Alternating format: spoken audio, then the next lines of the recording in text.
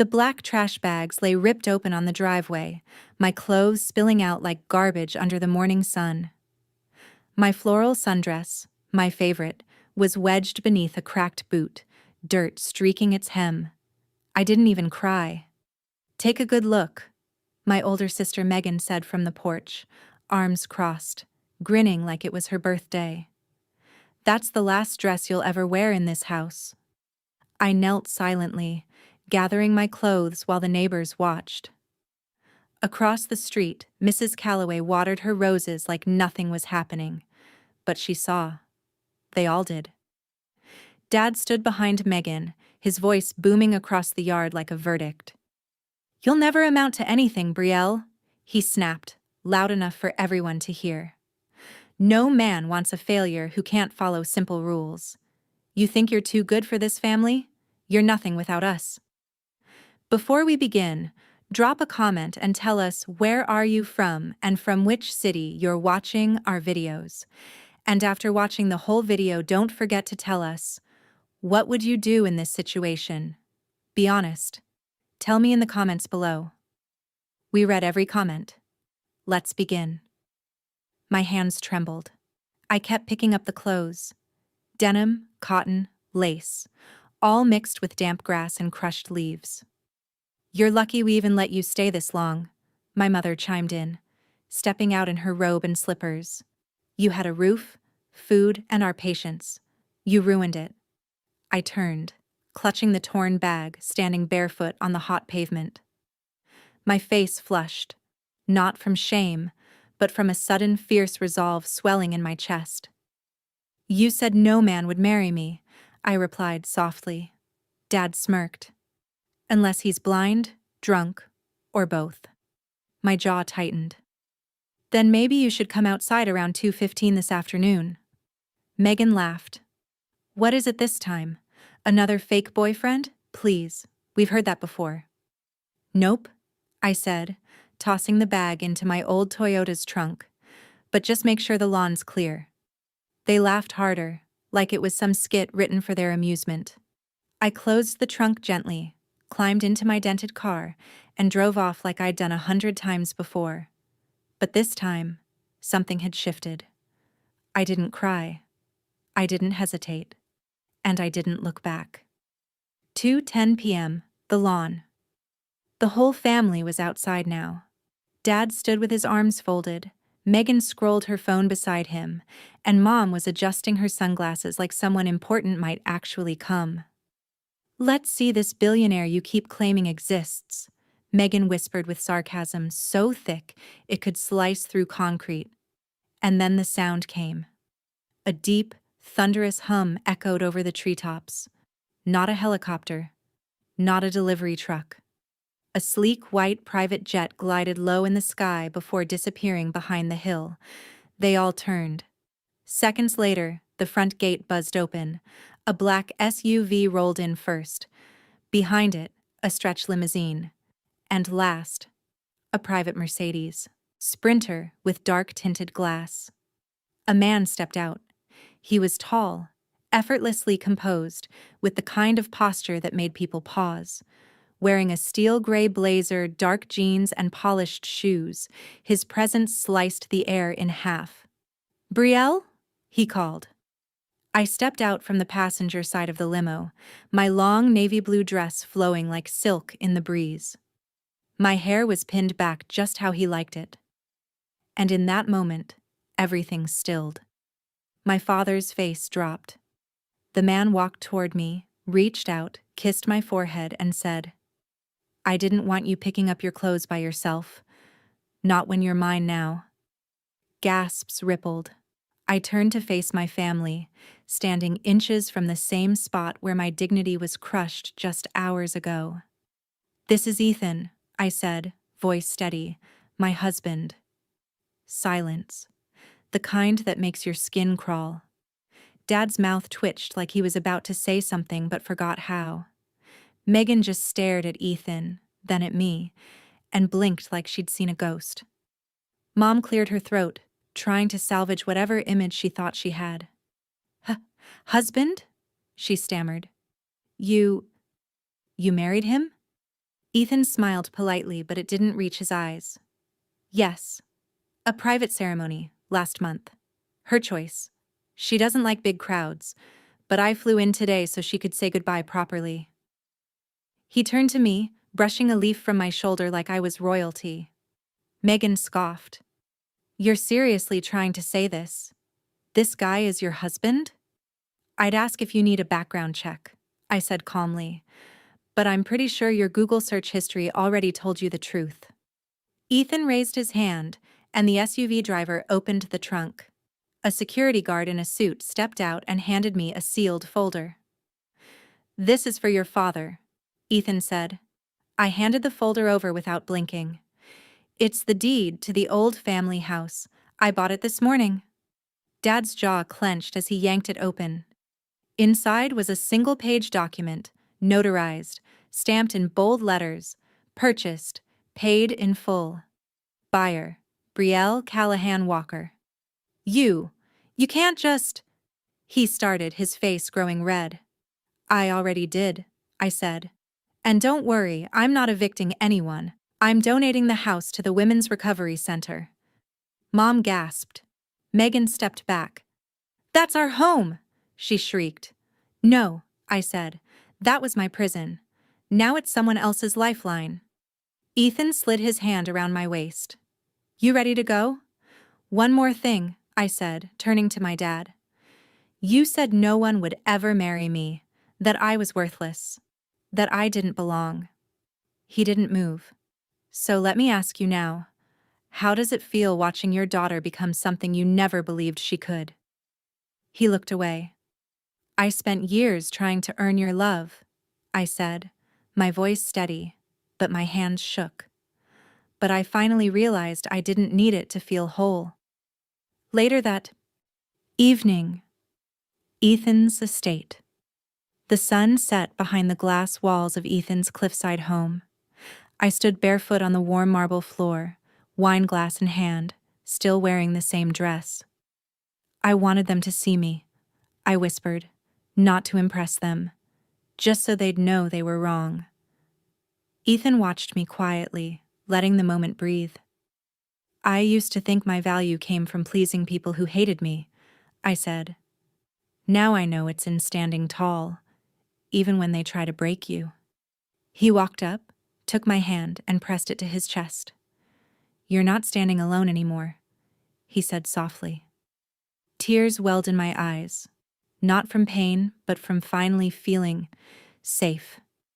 Cut to flashback.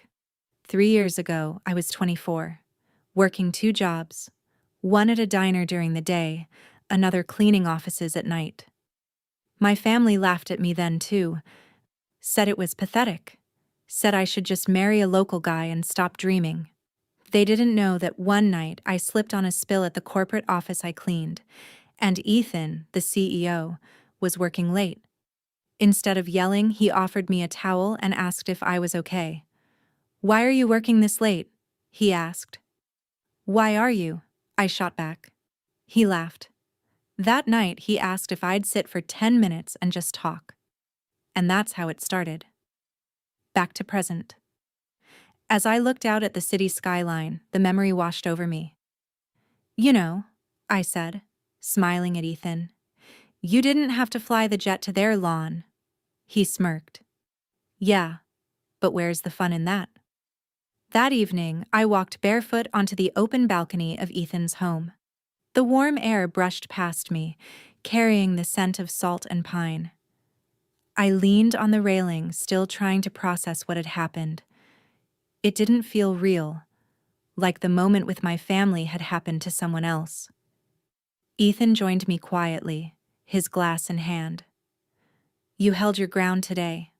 I smiled faintly. I had to. If I didn't stand up for myself this time, I'd never stop bending. You didn't just stand, he said. You walked right through fire. We stayed silent for a moment. Then I turned to him. Do you think they'll ever regret it? I asked. He shrugged. People like them don't feel regret, only discomfort when they're proven wrong. I looked down at my hands. I used to think if I worked hard enough, they'd see me differently. You were raised to believe love was something you had to earn. It's not. You were always enough. I looked up at him, and his words landed deeper than he probably knew. I don't know how to be okay with that yet, I admitted. You don't need to be, he replied. You just need to give yourself the permission to stop chasing their approval. For the first time in years, I felt my shoulders relax. Later that night, while unpacking, I found the old photograph they'd once ripped in half, a picture of me at my high school graduation. I had taped it back together and kept it hidden in a shoebox. I held it in my hand now, and instead of pain, I felt something different. I didn't need to prove anything to them anymore. I already had. The next morning, I received a message on my phone from an unknown number. We didn't know he was your husband. If you had told us, things would have been different. Mom. I stared at the screen for a full minute. No apology. No ownership. Just blame. I didn't reply. Instead, I walked into the kitchen, poured myself some coffee, and kissed Ethan's cheek. You all right? He asked. More than all right, I said. I'm finally done hoping they'll change. Good, he said. Because your new life just started. He handed me a small velvet box. Inside was a simple bracelet, engraved with one word. Enough. A week passed. Ethan had a conference in Chicago, and I tagged along, not as his +1, but as a partner. He introduced me to people as my wife, Brielle Walker. Not once did anyone question if I was worthy of standing beside him. They just saw me for who I was. One evening, we attended a formal dinner at a luxury hotel downtown. I wore a fitted emerald dress Ethan had picked for me, and as we entered the ballroom, heads turned. Not because of him, but because I walked in with my head held high. At our table sat a woman named Linda Harrow, head of a massive tech foundation. Halfway through the evening, she leaned toward me and said, Ethan says you've got grit, that you know how to survive storms. I smiled, surprised. I've weathered a few. I'm building a women's mentorship initiative, she said. We need someone who's lived it, not just studied it. Let's talk soon.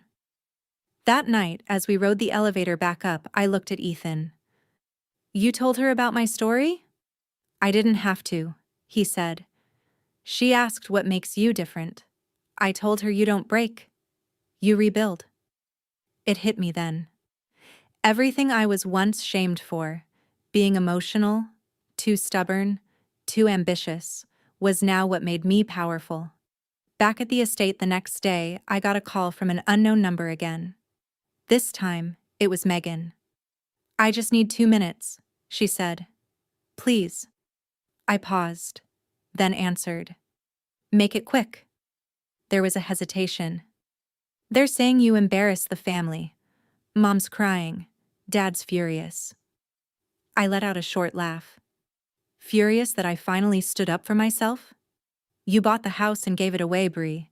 That's insane. Number.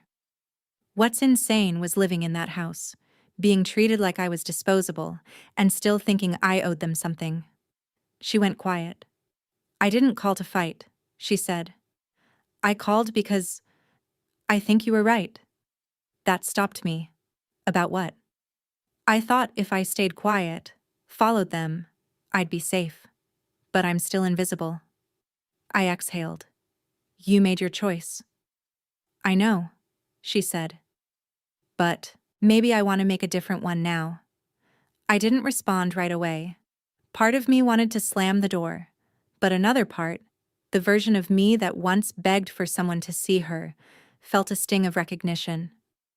We'll talk, I said, but not today.